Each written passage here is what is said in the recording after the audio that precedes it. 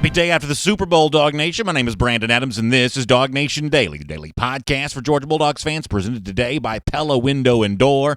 And speaking of happy days, it is definitely one if you're Mecole Hardman today, a part of the world champions in his rookie season. You better believe we're talking about that. It's also probably happy for you as well if you're one of the millions of people that stay home from work on this day after, or if you're kind of trudging back through the work day again today. Either way, we're really glad to have you with us. John Stinchcomb coming up. We'll talk about Georgia's recruiting, at least what appears to be a pretty big recruiting win for Georgia over the weekend when it comes to Broderick Jones. We'll kind of get into all that and a whole lot more. Georgia also got a commitment over the weekend. We shall talk about that. So a lot of ground to cover. I think we're going to have a lot of fun. I'm really glad to have you with us as DawgNation Daily, the daily podcast for Georgia Bulldogs fans, presented today by Pella Window and Door, begins right now. Today's episode of DawgNation Daily is brought to you by Pella Window and Door of Georgia, viewed to be the best. Presented by DawgNation.com. This is DawgNation Daily, the daily podcast for Georgia Bulldogs fans. Here's your host, Brandon Adams. So the big story around UGA circles today is the fact that Mecole Hardman in his rookie year is a world champion, capping off what was already a Pro Bowl campaign for him as in his first year with a Super Bowl last night as the Chiefs beat the San Francisco 49ers. And I got to tell you, in watching kind of all this kind of play out with Mecole, he ends up being a little bit different from a personality standpoint than I realized he was at Georgia. In other words, this is a guy, we've been saying this now for a couple of weeks just based on some of the things that he's been doing, but this is a guy, Mecole Hardman, who brings a ton of personality with him into the National Football League and obviously seemed to really be enjoying himself really throughout the month of January and capping off last night with what I thought was a very good Super Bowl, entertaining game as the Chiefs knocked off the San Francisco 49ers. It kind of began in a large measure with Mecole on the field before the game. A little bit of a message for UGA fans from Miami Gardens, Florida, saying that he was kind of playing in honor of them last night. Good stuff from Mecole. Let me let you see and hear this.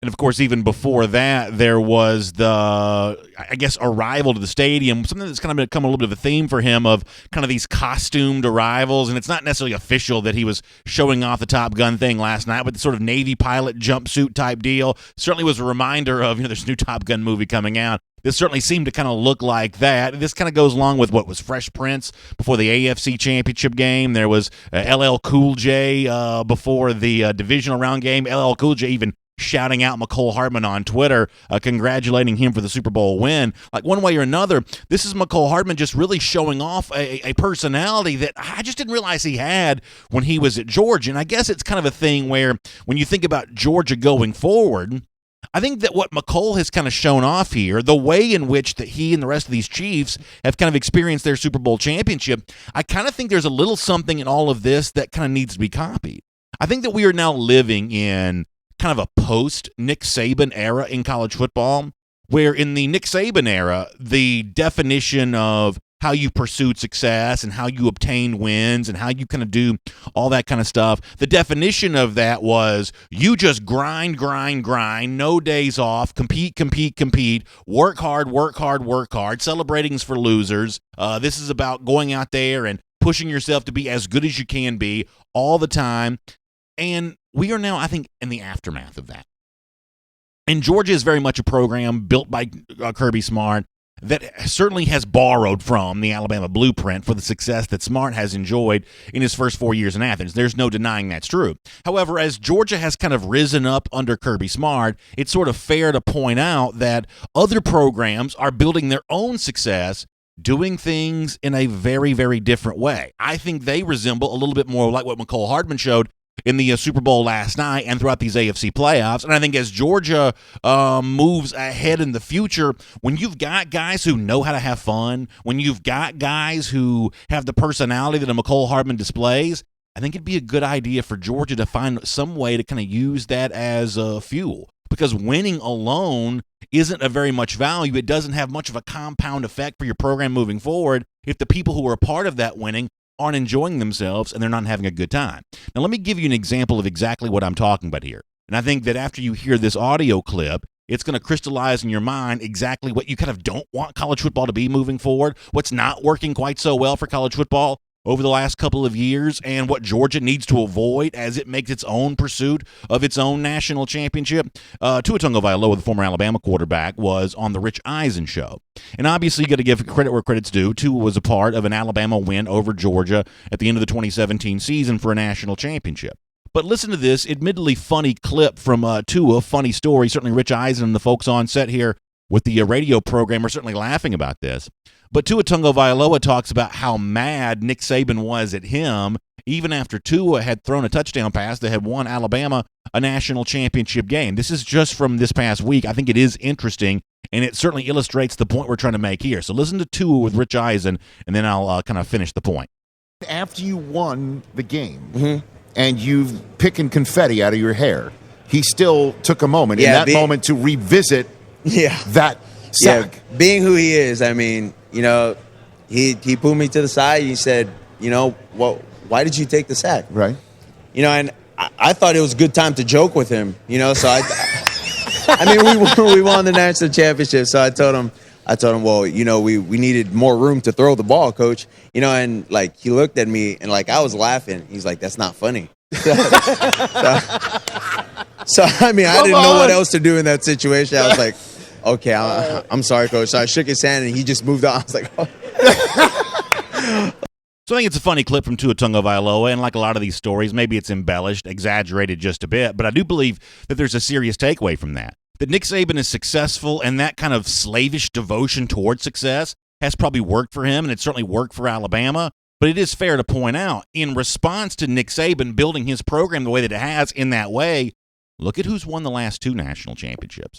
Dabo Swinney at Clemson for the 2018 season, or I should say the 2018 season. Ed Orgeron at LSU here for the 2019 season. Two guys who've made it as a part of their personality and the culture they're building around their programs to have a lot more fun. Now, it's a different kind of fun. Dabo Swinney's a little bit more of an aw shucks, homespun kind of fun. Ed Orgeron's a little bit more of I'm here to dance with your date type of fun. But they're both kind of having a good time. They are not as serious as Nick Saban is. Ed Orgeron in the SEC championship, lead up to that, talking about gumbo and things like that in press conference. The LSU players, when we saw them kind of walk on the field there at Mercedes-Benz Stadium, they're kind of cheesing it up, taking selfies and things like that. They've made fun a part of the culture of the program. Clemson, as I said before, kind of done its own version of that. And Mecole Hardman, a UGA guy, last night at the Super Bowl kind of shows you that fun also works with winning. So if you're Georgia, I think you got to find a way to copy a little bit of what Mecole Hardman has done here in the month of January. Build a brand that's kind of about having a good time. It's about kind of expressing yourself. Doesn't mean you stop being professional. Doesn't mean that you stop, doing everything you can do to win. It doesn't mean you compete any less. I think what we're seeing here is that the pursuit of fun can also coincide with the pursuit of winning. And really, as a response to Nick Saban, making some room for fun may be the biggest part of the success quotient.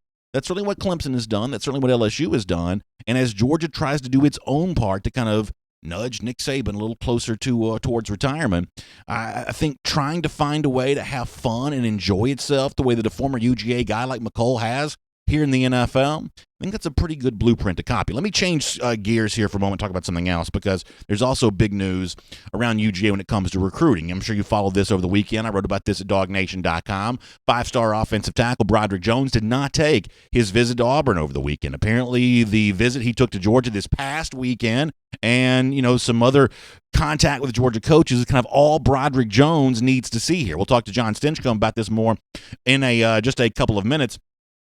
It certainly seems like new offensive line coach at Georgia, Matt Luke, has paid really big dividends and helped Georgia win a big recruiting battle here. We'll obviously find out the final story on this when it all comes down on Wednesday for National Signing Day. And the response to all of this is, man, look at Georgia flexing Kirby Smart, just absolutely dominating Gus Malzahn on the recruiting trail. And that is true. This is a huge win for Kirby if it plays out the way that it appears it is right now. It's a huge loss for Gus Malzahn, who absolutely, certainly some folks around Auburn thought they were in it for Jones. Not to get a chance to host him on that visit that some Auburn fans had kind of bragged about, that final official visit. That looks like a pretty big L for the Auburn staff to take here. However, there's something that kind of floats below the surface on this, below the radar, that I don't want you to notice, or I want to make sure you do notice. I don't want you to miss. And Obviously, as kind of the chief Gator hater around here, I'll do my part to make sure this is very much paid attention to. So it looks like Georgia worked pretty hard and did a pretty good job of keeping Jones from going to Auburn. It looks like a huge recruiting win, a huge flex on Gus Malzahn maybe. But concurrent to that, every indication that I've gotten, at least trying to keep my ear to the ground, paying attention to the online chatter, it seems like that Georgia had no problem with Cedric Von Granger going to visit Florida this weekend. My understanding is I believe that he did take that Florida visit. In a weird way, am I wrong for saying this? That what's a worse look for a Georgia rival is not Georgia working hard to convince Broderick Jones not to visit Auburn. That's a bad loss for Auburn, but at least it's showing some degree of respect for, hey, we don't want this guy on your campus because we've seen you guys get recruiting wins when guys gone to your campus before. The fact that Georgia seems to have sort of a shrugging response to Cedric Von Braun visiting Florida, I think that sort of speaks to exactly where these two programs stand from a recruiting standpoint right now. Some of y'all had sent me a graphic that somebody made of the 24/7 Sports Composite recruiting rankings, and there was Georgia up here and Florida down here, and someone had kind of photoshopped the Grand Canyon in between those two rankings right now, and certainly that's the indication that you get. Georgia working hard to keep Jones from even visiting Auburn. Georgia essentially shrugging about Van Pran going to Florida.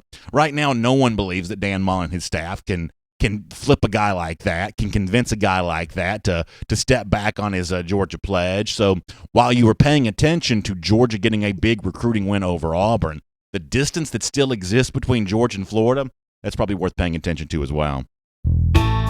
My name is Brandon Adams, and this is DawgNation Daily, the daily podcast for Georgia Bulldogs fans, presented today by Pella Window and Door of Georgia. It's good to have you with us, no matter how you get to us today, live on video, 10 a.m., Facebook, YouTube, Twitter, on the radio at noon, on Athens Sports Radio 960 The Ref, and as a podcast, wherever you find them, including posting the show each and every day to the world-famous DawgNation.com. Appreciate you being with us and part of the program today. And by the way, huge thanks to our friends at Pella Window and Door of Georgia for making it all possible. They can help equip your house with energy-efficient windows and doors. This could save you money on your heating bill, your electric bill, things like that. It's a great thing to have for for your home, and Pella Window and Door of Georgia offers you a great deal right now. Make sure you pay attention to this. Currently, you can get 50% off qualifying installations or a 0% APR for 48 months. And this deal is valid through March 12th. So you got to act right now to take advantage of it. You can schedule your free in-home consultation today. A couple different ways to do that. PellaBranch.com. PellaBranch.com is the website, or give them a call in their Dunwoody showroom, 404-445-2979. 404-445-2979. Pella Window and Door of Georgia, viewed to be the best. It's a nationally known company, local branch right here in Georgia. That means you get the resources from a company that stretches nationwide, locally owned, family-type service. We love Pella Window and Door of Georgia. We also love John Stinchcomb. We'll get Stinch coming up here in just a couple of minutes. His thoughts on how Matt Luke performed in apparently doing some really good recruiting here with Cedric Von Granger and Broderick Jones. Also, what does it feel like to be a Super Bowl champ? John Stinchcomb knows. He will tell us about that coming up in just a couple of minutes. Before that, though, let's go around the doghouse. And Georgia got itself a commitment over the weekend as well. Ladd McConkey, the receiver at North Murray High School, a little bit different kind of commit for Georgia, just given the fact that, on this show, a lot of times we talk about the very high 4-star, 5-star prospect. We talk about guys who are big and long and, have tremendous size. McConkey's not quite that way. A little smaller, but certainly really, really quick. Really been validated by a lot of the other recruits. Keely Ringo, for instance, tweeting some things about him. This is a young man that does not necessarily have that sort of typical profile that we would kind of focus on when we talk about recruits here on our program, but certainly seems to be a lot to like about him as kind of a slot receiver for Georgia. In fact, if you want to go back to, I think this is before the Hedges from Wednesday with Jeff Sintel, he kind of made kind of an interesting comparison of exactly what McConkey's like and the skill set that he possesses that maybe Georgia's really in need of. Let me let you hear our buddy Jeff Sintel, recruiting insider, on the latest UGA commit, Ladd McConkey. Ladd's a guy I don't think Georgia has a lot of guys like. Yeah. I don't think they have I think Jermaine Burton and Dominic Blaylock are the only two guys in the program right now that can do some of the same things that Ladd can do. So listen, that's kind of an interesting comparison, saying this may be a little bit like a Jermaine Burton, maybe a little bit like a Dominic Blaylock. And I think what you see is, there's so many examples of this at Georgia. Maybe the most prominent recently has been Jamie Newman. But with McConkey, kind of an undersized receiver, you see two wildly different opinions. There are some sort of naysayers who say, well, he's just not big enough to play in the SEC level, and they sort of disregard him on spec. And then way across the spectrum, on the other side, you have these people who are 100% sure that he's going to be Georgia's version of what Hunter Renfrow was for Clemson, or what, remember Andy Isabella from UMass? He's going to be Andy Isabella, or any million number of seeming Patriots receivers who kind of look the same way. So you have this sort of wide chasm of opinions about what a guy like Ladd McConkey is going to be at a place like Georgia. And like almost any instance, the real truth is probably somewhere in the middle. However, to kind of circle back to the Super Bowl for a second, I think what you see from last night's game is that coaching matters, right? I mean, I love banging on Kyle Shanahan for some in-game decisions in this game, but the truth is his coaching expertise all over the course of the season is what got San Francisco there. And Andy Reid, who's a brilliant offensive play caller, able to scheme up against a very good 49ers defense, find a way to win. I think the same thing's going to be true for guys like McConkey and other guys like him who may be a part of the Georgia program. Georgia has collected talent, and yet on the offensive side, at least in terms of the stats and producing a national championship, it's kind of come up just short. So in the future, I think the question is going to be, how does Georgia use the talent that's available to it? How do these guys get schemed into a successful place, a way to win? The spotlight's going to be on Todd Monken because of all of that. And if a guy like Monken, who I think does have some credentials, does have a bit of a track record, if he wants a guy like McConkey, I'm not going to argue with that right now. I'm, just like many of you, curious to see how it all works, but certainly very interested in what I think is going to be a pretty advanced scheme for Georgia offensively moving forward, and maybe one that makes room for a guy like Ladd McConkey. It should be fun to see. This is DawgNation Daily, presented by Pella Window and Door of Georgia. More recruiting news a bit later on, but for now, let's find out more about these offensive linemen, the success of Georgia there, the work that Matt Luke has done, and a whole lot more. Let's do a Marlowe's Tavern Insider Update with our buddy John Stinchcomb.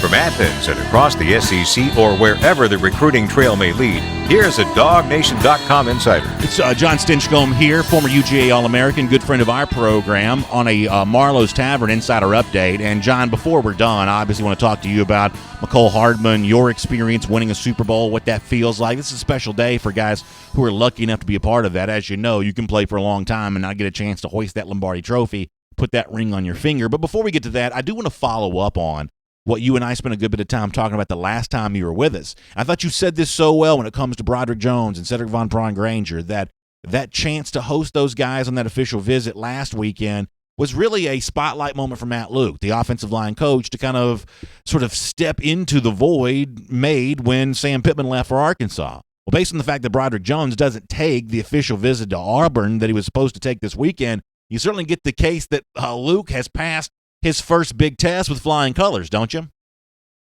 That's how I see it. I know Broderick Jones is a big pickup for whichever team gets him to ink his name on the dotted line, because he's quite a talented player. Having now seen some of the film of these 4- and 5-star recruits that are still available, and in my opinion, Broderick's at the top of that list of guys that haven't already committed. And same thing for Cedric Von Braun-Granger. That's a mouthful, but that might speak more to Matt Luke's ability as a recruiter, because he's not an in-state player. He's received that national attention and had the options, as did Broderick. But he's not your local boy. He didn't grow up in the backyard of Georgia football and fandom, and still seems to be committed to coming here, in spite of having a good relationship with Coach Pittman and other recruiters across the country. Still sees it as a great place to be. And you look at the other centers that have been recruited and signed these past couple of years. Warren Erickson, last year Clay Webb. It's going to be a competitive spot, and still he sees that as the best opportunity for him. You've been around football for a long time. You're kind of in business now. You meet a lot of people. You talk to a lot of people, and I'm guessing you kind of develop a sense for when someone's faking it, no matter what it is they're trying to fake. You sort of know when someone is. Obviously, Sam Pittman's a lot to compare yourself to, because Pittman doesn't ever seem to be faking it. He seems to be truly comfortable in his own skin and able to very easily forge a relationship without having to put on airs, things like that. And I think thus far the experience with Luke is doing it a different way, a little bit different kind of shtick, if you will, but also one of those kind of guys that doesn't have to fake it. It seems to be pretty good at forging relationships. I spent a very brief bit of time with him after the Sugar Bowl. He certainly comes across as personable. Obviously, Jones and Van Pron Granger, guys like that, are getting a chance to spend more time with him. And I think if you're a UGA fan, you take it as very good news that the relationship part of this, which for me is always the most important part of the recruiting process, Luke is a little bit of a natural at that, much the same way that Pittman is. That's a nice takeaway, I think, if you're a UGA fan. It was a huge hire. I mean, I really commend Coach Smart and his ability to find an able and highly talented replacement. Coach Pittman is a great coach, and there's a reason why we sang his praises for the years that he was wearing the red and black. And he's unique. He's a special coach in that he's able to recruit, and he's also able to improve players once they get to campus. And what I think is so good about our situation is that they made a quick decision, and it was a great decision. I think Coach Luke is well respected in the coaching realm, but also by his players. You looked at the responses when he was fired as the head coach, and those players were upset about it. They had built those relationships with him and had a great deal of respect, and I think that speaks volumes. And now you're starting to see his ability that stands on his own. He's not trying to come in and be the next Sam Pittman. He's Matt Luke and a great coach, and seems to have an easy and early rapport with the entities that you want him to, and that's a great thing, especially this time of year. So after Van Pron's visit last weekend, Jeff Sintel had a story with him at DawgNation.com. One of the things that Van Pron said in that story is that he thinks that Luke is going to be looking for, the word that Van Pron used was more agile offensive lineman. Now, certainly, John, that fits in with a new offensive coordinator like Todd Monken. The fact that Luke at Ole Miss was kind of a little bit more of an up-tempo offense, a little more athletic, a little more mobile offensive lineman certainly seems to make some sense here. What do you think, though, of Van Pron's declaration that George is going to do a little bit of that, too? Now, this is, for me, by the way, not, and I'll give you a chance to talk, but this is, for me, is not a necessarily saying that what George was doing from an offensive line standpoint was wrong before with the beefier linemen. I'm sure Pittman would say he wanted agile guys as well. But certainly it seems like there is some room for some more athletic guys at those positions, just given the fact that you think that Georgia might be taking a step towards a little more up-tempo style offense under Monken. What do you make of that? Well, my assessment hasn't changed really, in that the way the game is played now is much different than it was 10 years ago when Alabama and some of those other offensive lines just got huge bodies and put people in the phone booth and pounded on them. Now with the game, it's spread out more. There's such, the RPO is a staple in every offense, and the ability to stress defenses not only vertically but horizontally. To me, I don't know how the game hasn't changed more towards athletic offensive linemen, and I think it has. I mean, it really has changed to more offensive linemen. So it's a little bit of a mismatch of scheme and personnel, in my assessment, if you were to stay with the big bodies that can lean on folks and wear a defense down and create space where there is none, in between the tackles, so to speak. And the way the game is played now, it's much more spread out. You're attacking edges and having those cutback lanes, but really that's created more by the ability to move. And so I think he's right. I think not only is Georgia most likely heading in that direction with the new staff changes, but I think the game has moved in that direction. If you look at the timeline for Mecole Hardman, as recently as 2017, John, he was a player without a position. He had been kind of a wildcat quarterback in his final year at Elbert County, came to Georgia, experimented with playing defensive back. That didn't really work. And to start the 2017 season, okay, so he's going to go back over an offense and give that a try. And, John, you know how this goes, even for elite athletes. When you're kind of bouncing around on both sides of the ball trying to find a place to play, sometimes that ends up meaning that you don't have a place to play.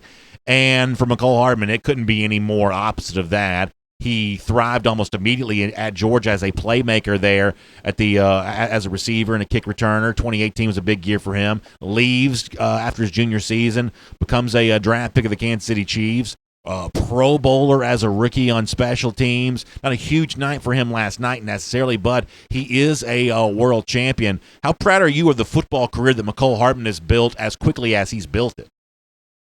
Oh, what a special talent. I mean, really, the guy, you just can't hide his elite athleticism and speed. And to make the Pro Bowl his rookie season, I think Kansas City recognized there's so much potential. And the same thing when he was coming out of high school, when he was lands in Georgia. They're just trying to figure out the best way to utilize such a unique talent and skill set. I mean, yes, he probably still has a ways to go in refinement as being a top-line receiver, but early on, just his ability to make plays and create, he's a Pro Bowler. He's identified as one of the best at the best level as somebody who can just create something out of nothing. And, he continues to do that everywhere he goes.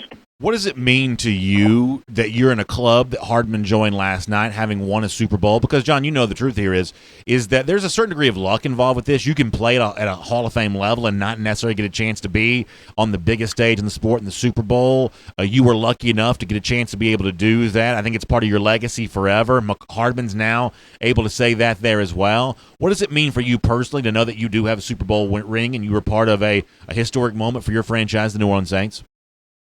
It's such a huge blessing. I mean, you think of guys like Dan Marino and, so many great individual players that have left their mark and legacy on this game.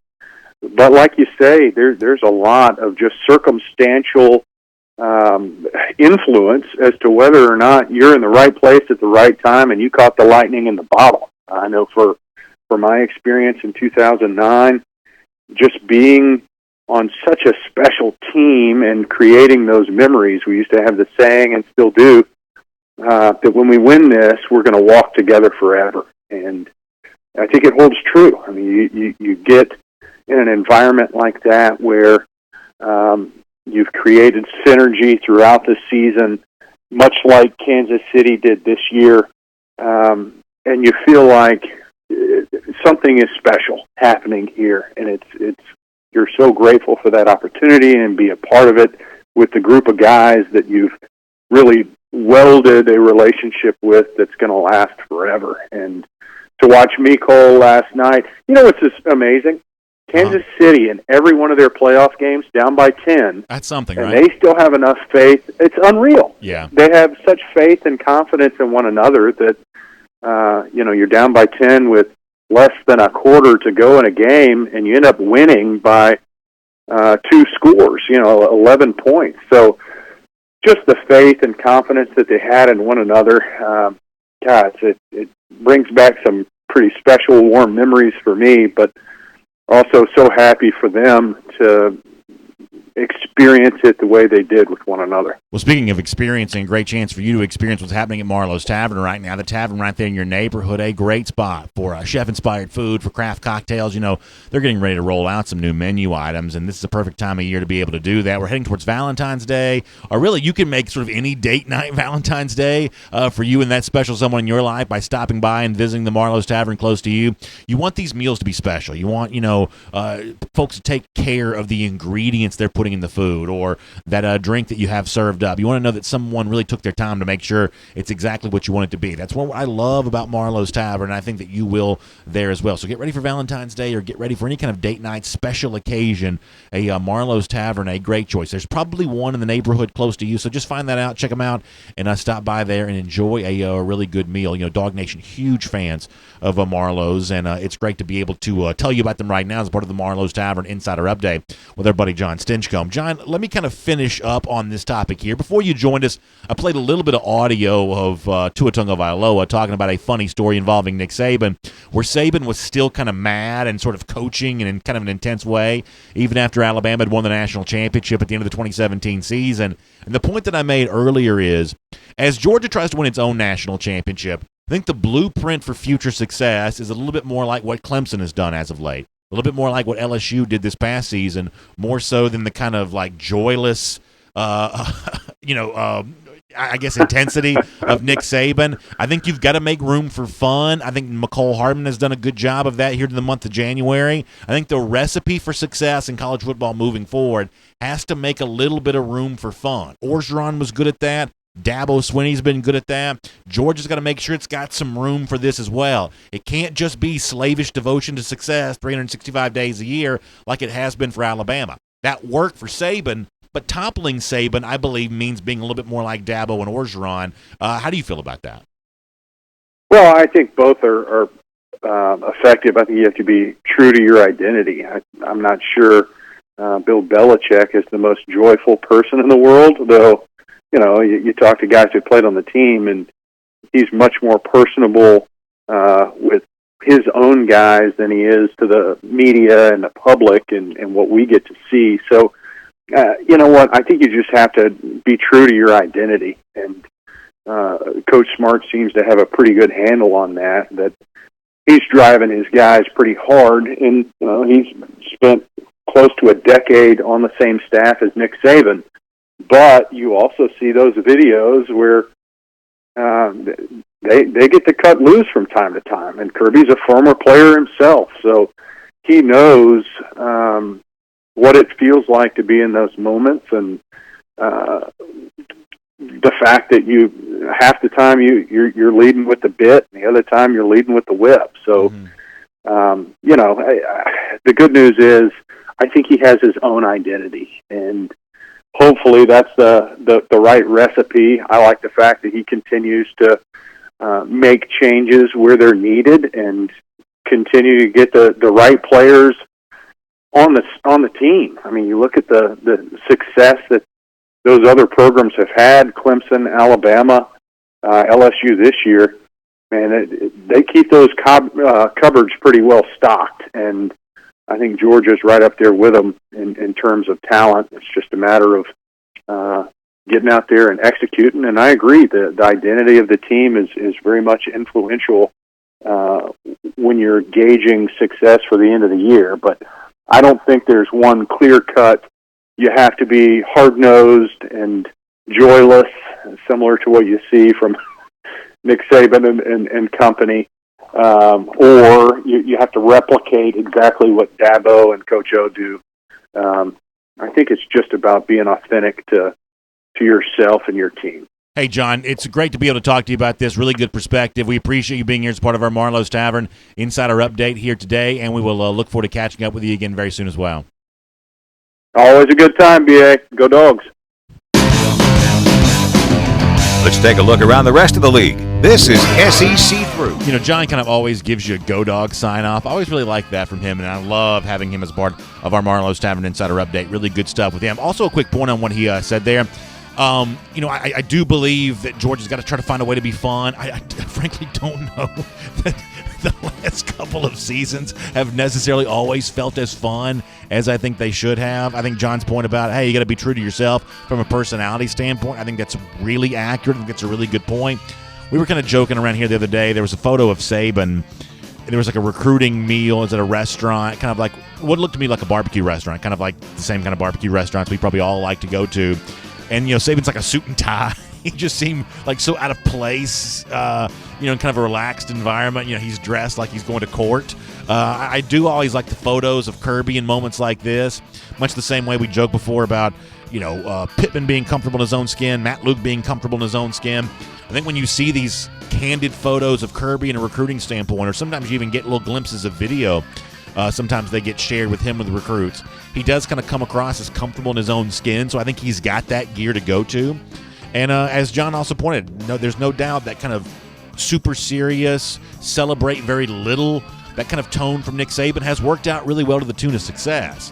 Sometimes I guess I wonder if the people who've had that success have enjoyed it while they've been a part of it. But obviously that's a conversation for another day. It's time to go around the SEC right now, cruising around the SEC, courtesy of our friends at Royal Caribbean.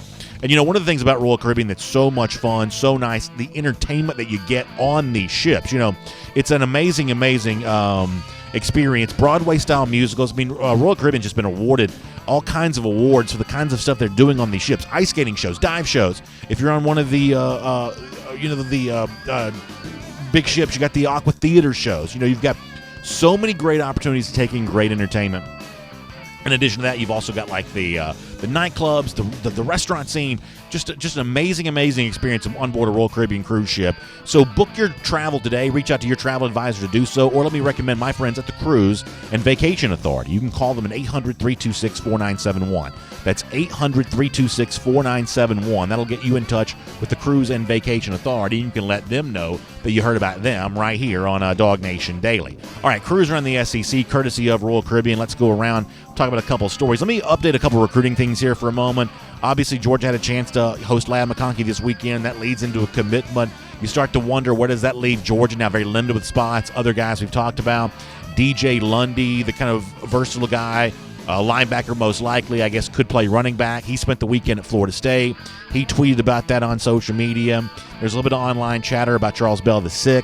Not a lot of social media activity from him as of yet, but it seems like he may have been elsewhere here this weekend. So Georgia has been kind of entertaining a lot of names here late in the process. I guess going through its final deliberations of who's a good fit and who there's room for. McConkey gets the nod. Other guys will wait and find out about.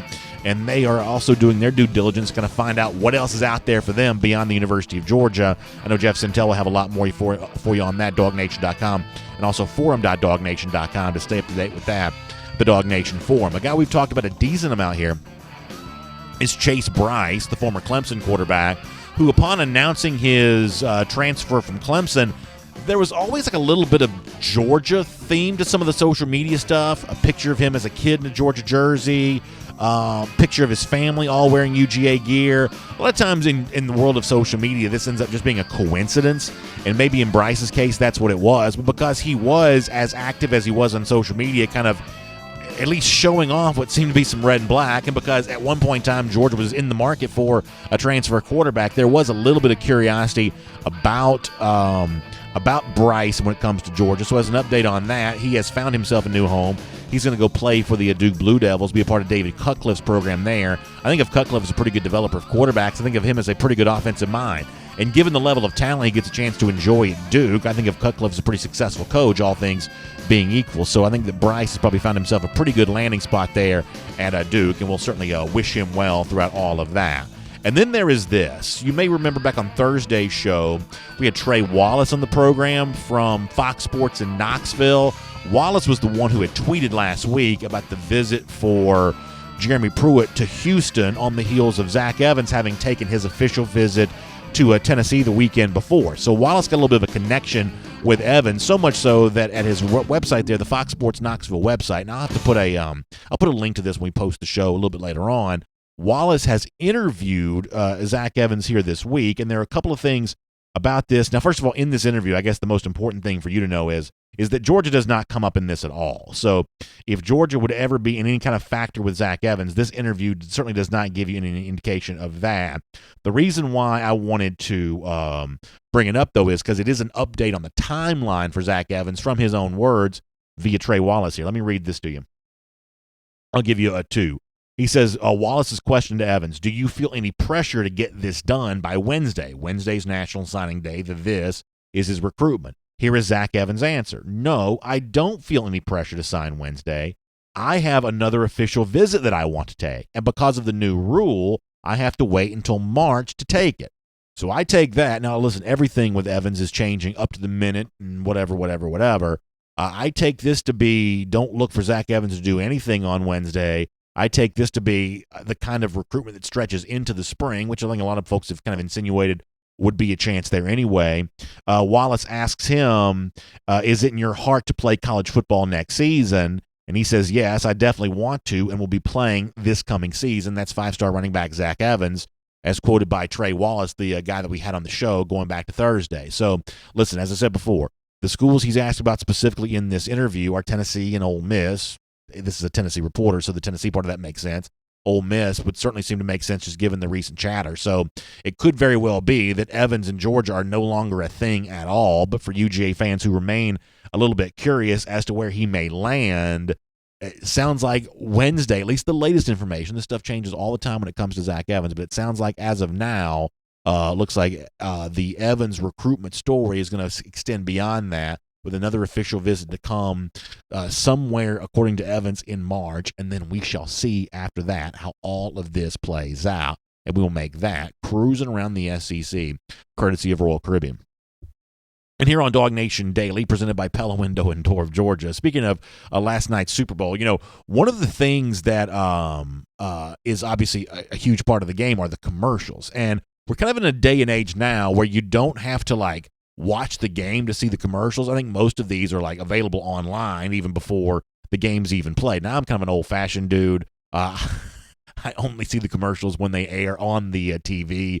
I sit there and kind of watch all that kind of stuff. But you can kind of see some of this kind of stuff online. In fact, one of the most buzzed about commercials last night was from New England Patriots quarterback Tom Brady. Now, the whole gist of the deal is the announcement was sort of set up like Brady might be announcing something about his future. That was kind of the text of the commercial. Then he kind of veered into a little bit more of a traditional ad read. But when it's published online, former Georgia running back and current New England Patriot Sony Michel, I thought had a really great response to this. Let me show this to you on video, and if you're obviously watching, listening, I'll give you a little bit of a description of this. Can we show folks the Sony Michel deal here? He says, "My heart almost stopped." That's Sony Michel on Twitter reacting to the Tom Brady commercial. And I guess what's kind of funny to me about this is that you would think that, these guys, Michel sort of inside that locker room, that he would have a very good idea of what Tom Brady was going to be doing, or that he would have a very strong sense of kind of how that's going to play out. But a lot of times these guys are, I guess, no different than any of the rest of us are. We see this also a lot of times in recruiting there as well, where a lot of these guys just don't follow each other's stories all that well, that sometimes they're surprised to find out they're both committed to the same school, or sometimes they don't. Listen, you also have the opposite of this from time to time as well, where, these guys are concocting these plans behind the scenes, and they all very well know who's going where, and they all very well know who's a silent commitment, who's not. But that's not always the case in recruiting, and apparently that's also not always the case when it comes to pending NFL free agency and stuff like that. That for a brief moment, at least based on what Sony put on Twitter, he was going to be watching a Super Bowl commercial to see if he could find out the fate of his former and maybe soon-to-be ex-quarterback, or maybe soon-to-be still staying there, quarterback or whatever. Pretty funny stuff from Sony Michel last night. And also I'll direct you to Connor Riley's piece at DawgNation.com from this morning. With Mecole, winning the Super Bowl for the Kansas City Chiefs, with Sony Michel doing that. We talked a lot already about the fact they've been 19 consecutive years of a Georgia player being in the Super Bowl, and now a couple of rookies winning Super Bowls in the last couple of years. Chiefs this year, Patriots before that. It's a pretty cool little brand that Georgia's building for itself. These guys going to the NFL and playing on the biggest stage of all, and there is no doubt about it, recruits are noticing that. All right, we will get ready to wrap this up here today, and we'll do so in style on DawgNation Daily, presented by Pella Window and Door of Georgia. First of all, huge thanks to John Stinchcomb for joining us on a day after the Super Bowl. It's nice to have a Super Bowl champion on the program. I can certainly promise you I have no such rings on my fingers, so it's nice that John Stinchcomb was able to be here and kind of class up the joint here a little bit. And as I mentioned before, Georgia essentially kind of shrugging Cedric Van Pran, visiting Florida, saying, we're not too worried about that. Broderick Jones, don't go visit Auburn. We'll kind of swoop in and make sure you don't do that. Van Pran, go down to Gainesville, get yourself a meal. We're not worried about Dan Mullen doing any kind of flip action or anything like that. It's one of the main reasons why Georgia has had such a substantial edge over Florida the last couple of years. In fact, you want a number to put behind this? 1,192 days. That's how long it's been since those lousy, stinking Gators have beaten the Georgia Bulldogs. That's good news today. It's our Gator Hater Updater. We'll see you here tomorrow. DawgNation Daily, presented by Pella Window and Door. And on video, time now for our R.S. Andrews cool down, where we'll kind of remind you, first of all, that R.S. Andrews can take good care of you. We're in that kind of weird stretch where warm during the day, really cold at night. That means that heat's coming on. You got to make sure yours is working the way that it's supposed to. R.S. Andrews certainly gives you a chance at that with their $99 Mega Furnace Safety Check. They'll get your system back to factory fresh spec. It's just $99. You got to find it online, rsandrews.com. They'll take good care of you. Also, what my wife has said is that she uses a lot of their instructional type videos. They have some kind of do-it-yourself type stuff, and she said she's gotten great value out of a lot of those. So a lot of things to check out when you go to rsandrews.com, and I hope you'll spend some time there on that. Speaking of spending some time, we got a little bit of time to talk to you. Try to do about 10 good minutes here, and then we'll rock and roll after that and let you get on with your day. Hayes Galloway says that Mullen was at the Super Bowl game last night with his son. Well, that's about as close as he's going to get to a championship, buying a ticket, I guess. That's about his best way to do that. Myra Herbert Bush says, glad SEC Media Days back in Atlanta. Yeah, it'll be here in July before you know it. Bob Garrison says that he liked the Sam Elliott Little Nas commercial. Yeah, I saw that one. I like that one. Doug Rayburn says we need to get Mecole on the show. We've had Mecole before. I'd love to have him back on again sometime soon. Maybe that'll be a good off-season project for us. Keith Finley says, I wonder if Zach Evans can be XFL eligible. I know that Oliver Luck, the former, I think it's West Virginia athletic director, am I right about that? He's Andrew Luck's dad, and he's XFL commissioner now. I know he made the rounds a little bit last week, and in some of the interviews that he did, the subject of these, college eligible players going to their league did come up. Obviously, Evans would seem to be a kind of a prime candidate for that, but I don't know how serious that's ever going to get. I'm not quite sure. Not quite sure about that.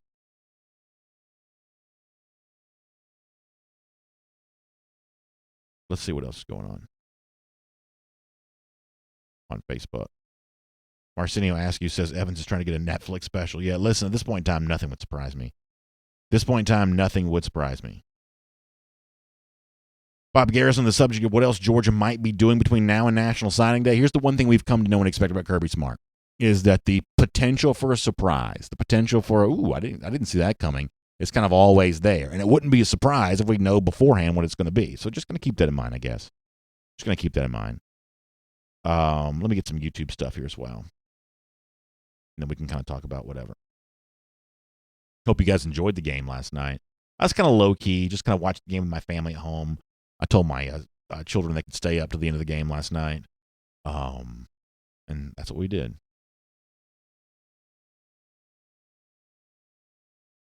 Christopher Rule says, when the history books are written, Kirby's going to be remembered as one of the greatest, right there alongside a Coach Butts and a Coach Dooley. Well, that's certainly a nice sentiment to be able to express, and I certainly think that Kirby Smart could be on his way to building something like that. And I think the learning process that you go through in your early years as a coach, I think that's a big part of that. And, learning exactly what your personality is as a coach. I think that any of us who go on to try to do anything, I think we spend our first few years trying to copy someone else, whatever your career is. Let's say you're like a lawyer or something like that. If you're a lawyer, then you litigate the way that your mentors did. If you're a doctor, you operate the way that your mentors did. If you go back and listen to my early days, I think would probably listen and hear lots of examples of me trying to be like somebody else. And hopefully, as you get into your career, hopefully as you get a little bit more comfortable in your own skin, hopefully what you develop is a sense of who you are, what makes you unique, because that's the only thing that's going to lead to anyone being truly successful, is finding a way to figure out what their sort of value equation is, value proposition is. And I think that's, kind of an important thing there. I think coaching's probably no different than that what you hope for is a chance to, find out what your thing is, what, as a coach, what makes me different than my old mentor, Nick Saban? What makes me different than the people that I grew up learning from? I think that Smart's probably in that process of doing just that right now. Other comments here. Michael Porter says, do you think that UGA will make a run to the college football playoff? I think the good news for Georgia fans is, and there was a time where I wasn't quite so sure this was going to be true, but I think the good news for UGA fans is that everything that has been a goal for Georgia, everything that has been a possibility for Georgia, I think remains a possibility going into the upcoming season. And listen, if you're trying to, kind of go back at this with still James Coley's your offensive coordinator and still, limited here, limited there, then I think you have to start wondering, is the door for a championship open as wide as it was? Is the opportunity for success still as available as it once was? I think it'd be fair to ask that question legitimately had the offseason played a little bit different. But when you make an aggressive hire for a guy like Todd Monken, upon losing Jake Fromm, when you bring in a guy like Jamie Newman, who it remains to be seen how good Newman's going to be in a Georgia uniform, but certainly he shows plenty of promise, and Jamie Newman would be plenty of draft radars, when he's ready to go to the NFL. This is a guy that has some measurable talent.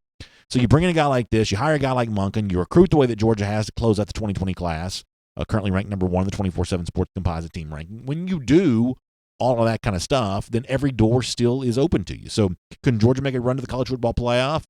Thinking of that as a possibility remains as legitimate now as it has been over the course of the last couple of years. And if you're a UGA fan, I believe that's really good news. So Mike D celebrating a birthday. Mike, happy birthday to you. Hunter Davis, thanks for checking in. Have a good day. Appreciate you being here with us today. Lane Johnson brings up a really good point. He says it took Andy Reid 9 years to win a Super Bowl. Why beat Kirby up for falling short? I think that's a very good comparison to make. I can go back and remember all those years, consecutive series of years in which Andy Reid was in the NFC Championship game every single year. And he's losing to the Rams, and he's losing to the Bucks, and he's losing to the Panthers. Am I making that? Finally you get over the hump, you get to the Super Bowl, then you lose that to the New England Patriots. I mean, there was definitely a thought that Andy Reid was in this category of, really good coach, but the kind of guy who can't get over the hump. For a long time, the Chiefs as an organization pre-Andy Reid were, this is a good organization, but it can't get over the hump. Think about all the times that Marty Schottenheimer lost in the playoffs as a 1 seed. If you want to go kind of go back to that era, that the Chiefs as an organization kind of a can't get over the hump organization. Andy Reid as a coach prior to coming to Kansas City, a kind of can't get over the hump type coach. Then you have the disappointment last year of losing the AFC Championship game, only seemed to sort of solidify that reputation for both the organization and the coach. And lo and behold, this year, both those teams achieved that success. I mean, there's nothing about Georgia, and I know the opposing fans and even the trolls that kind of check in on our program love to rub this in UGA fans' faces, but there is nothing about Georgia that is inherently wrong that has kept Georgia from winning a national championship. The same way there's nothing inherently wrong with Andy Reid. It just took a little while. And the Kansas City Chiefs, it just took a little while. Georgia fans are frustrated for having to wait 40 years. The Chiefs waited 50 years, and yet eventually it kind of came down. So I don't plan on going anywhere. I'm in good health. DawgNation Daily is not going anywhere. Our business is thriving. So we're just going to keep showing up every day, keep doing this every day. And we sort of think that much like it was for Andy Reid and the Kansas City Chiefs, eventually, that patience is going to be rewarded. Memphis Dog says, if we stay competitive enough to play for the SEC championship, we're going to always be in the hunt for a national championship. Totally agree with Memphis on that. Dog Fan 1980 says, do you think we will win the next 10 years? Listen, I think the safer bet is yes than no. I do. Now, when is it going to happen? Will it happen this year? Will it happen in 2021? Obviously, there's a degree to which you can't predict. But the more long range you're going to think, when you look at the trends of Georgia, how well it's recruiting, how aggressive its coaching staff is, both on the field and in solving problems like upgrading the offense, then a bet on Georgia as a yes is a much safer bet than a no, I believe. Terry Dunaway says a championship is coming for Kirby. Book it. Love to hear that confidence.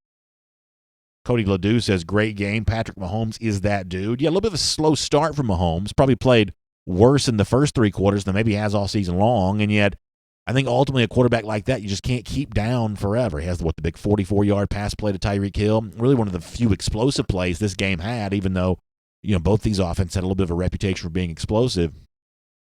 But eventually, over the course of a long 60-minute game, you just can't keep an offense at bay forever. I do think Shanahan's decision near the end of the first half was a bad one. I think that you got to try to. I think you got to try to go out and earn the win more so than avoid the loss. I think that Shanahan was guilty of the latter, but I thought it was a good game. I'm gonna go back over to Facebook in a moment to close out. Let me get a couple more YouTubes before we get there. JG says, I like the fact we have some quarterback depth, although young, but hopefully they can begin to develop in the spring and get some playing time. Yeah, I mean, I think that what you see is that Georgia is rebuilding its quarterback reputation or rebuilding its quarterback infrastructure. Jake Fromm had been in place for a long time. Last year, I think that Georgia, and this is no disrespect to Stetson Bennett, but only having a guy in Bennett who himself hadn't played before, that's just not a degree of quarterback depth that you could feel very good about at all. Had Jake Fromm gotten hurt, Georgia would have been in some real trouble. And I think what you're hopeful for this year is if we assume for a moment that Newman's going to be the starter, and then you look at Beck, hopefully a healthy DeJuan Mathis, and then Stetson Bennett, who's now been in the program for a little bit, between the three of those guys, even though they all three have various levels of inexperience, between the three of those guys, you'd love to see the kind of competition emerge where you can feel a little bit more certain about what you have as a backup quarterback. Now, this is obviously, presuming that Newman starts, but the fact that you have three quarterbacks in addition to that, potentially competing for a backup spot, I think leads you in a direction where you can feel better about who your number 2 guy is, maybe even a little bit better about your number 3 guy than you otherwise would have been before. So, Georgia had to rebuild its infrastructure a little bit. And by all means, all the backstory of all the quarterbacks that have been here. But the job was to kind of rebuild some of that. And Georgia's in that process right now. I think it continues in the 2021 class, and there's an eye towards 2020. I should say there's an eye towards 2022. That's a lot of 20s. But, yeah, that's a part of this. Terry Dunaway says Shanahan didn't learn his lesson. Yeah, listen, there's a certain degree of schadenfreude amongst a lot of Falcons fans, but the fact that he blows another Super Bowl lead, I believe he's now responsible for the 2 biggest blown leads in Super Bowls. I think I'm right about that. Back on Facebook here for a moment. Marcinio asks you, thinking that week 3 is going to be telling for Georgia's championship hopes this year. That is true. I mean, you can lose at Alabama and still win the national championship. You can do that. I think, though, the thing to remember when it comes to Florida, say, this year is one of the things we'll probably end up talking a good bit about when it comes to Florida for the upcoming season. On paper, this is a very weak schedule. It'd be hard for, this is like a Clemson-style schedule for Florida, a preseason top 10 team. So certainly, just given who Florida's playing, it's, West games are still LSU. We don't quite know what LSU is going to be in the absence of Joe Burrow and Joe Brady. Ole Miss is on in place of what this past year was Auburn. So Florida could have the kind of schedule where they're winning games and collecting wins at a rate that forces Georgia to get every win it can as well. So that's something to kind of think about when it comes to the Georgia-Florida comparison. Georgia, as I said before, can still win a championship even if it loses at Alabama, but it'd be a great way of Georgia kind of validating itself. We against these sort of elite SEC West teams, when Georgia's played them, there's just been a little bit of an issue there. No issue with Auburn, but the other team, that rotational team, the LSUs, the Alabamas, when you've had a chance to kind of play them, Georgia's had just a little bit of an issue in those kinds of games. So this would be an opportunity for that not to be true this year. I think that'd be an important win for Georgia to be able to get.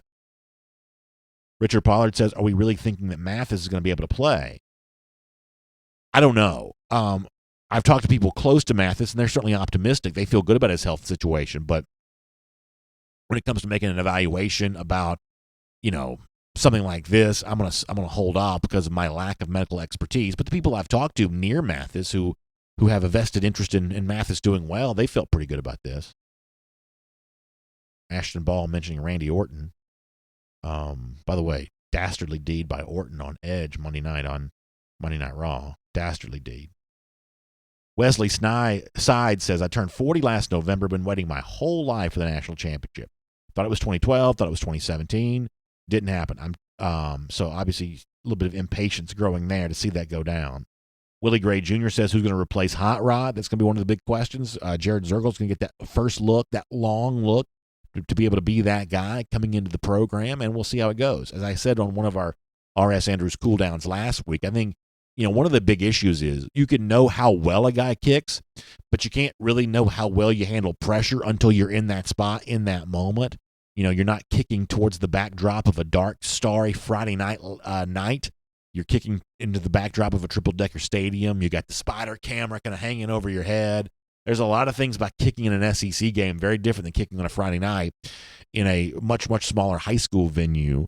And how you handle that, you don't really know until you're in that, because there's nothing that can be done to recreate that environment before you're actually kicking in a game. Even the pressure of kicking during practice when you're competing to win a job, something that Rodrigo Blankenship once had to do. Even that's not the same thing as actually kicking during a game. It's a tough thing to know how guys handle it until they're in there. Robert Barnes says a loss during the regular season has kept us out of the playoffs the last 2 years. You can certainly make a case for that. Herbert White says, I'm almost 59. I know a national championship's coming again. Herbert, great to be able to hear that from you. Appreciate that. Kevin Chapman says you could lose to Alabama and still win the East if we take care of the business the rest of the year, and that's certainly true. That is certainly a possibility. See if we can squeeze in one or two more. Gary Strickland says G-Day is going to reveal a lot this year. Yeah, it should be a lot of fun. I can't wait for it. I'm really excited about it. Hugh Nash, happy anniversary to you. 19th wedding anniversary. He says, my amazing wife doesn't even love college football, but watches the Dogs for me. That's true love. Hugh, to you and your wife both, happy anniversary. That's great to be able to hear, and I appreciate you sharing it with us here today. Maurice Farmer shouting out one of the preferred walk-ons. Maurice, thanks for doing that. Congratulations to him for sure. Love to see these guys get a chance to be a part of the Georgia program. And, I think Georgia fans are lucky that the state, from a talent standpoint, is as deep as it is, and the state also provides lots of different ways for college to potentially be paid for. Just kind of lucky to be able to do a lot of that and bring guys like that into the fold. I think that's a really good thing to be able to see. Bill Kelly said about a special show on Wednesday. We will definitely have plans for a video coverage on Wednesday. Still kind of ironing out a lot of the details on that, but just know that I'm going to be here all day long, and we're going to be on video for a lot of it. So we'll be more specific about that as we get a little closer. All right, a couple more things, and then we're going to get ready to go. Back over here on YouTube real quick. CB says the fact that fans from Alabama, Florida, Miami, and fake LSU fans are on here every day means the Dogs own real estate in your brains. That may be true, CB. That may be true. You may be very well right about that. All right, let's get ready to wrap this thing up today. Travis Nunley making an interesting comparison how some of these Georgia losses could have played out. It's certainly an interesting thing to think about how close Georgia's been these last couple of years. Mike Little asked a good question. We'll finish with this. He says, have we filled out our final coaching vacancy yet? No, as of now, that 10th spot's still open. So, a lot of times these things get filled post-signing day. There'll be a lot of movement in coaching both at the college and the NFL level now that the NFL season's come to an end. Now that signing day kind of comes to an end, you'll see a lot of movement around. Does Georgia just simply promote Buster Faulkner? Does it hire someone else? I've certainly made my case that if I were in charge, I'd tab Faulkner here based on what I think I know about him. I guess the one caveat I'll add to that is that I'm not so much vouching for Faulkner as I'm vouching for a guy like Faulkner.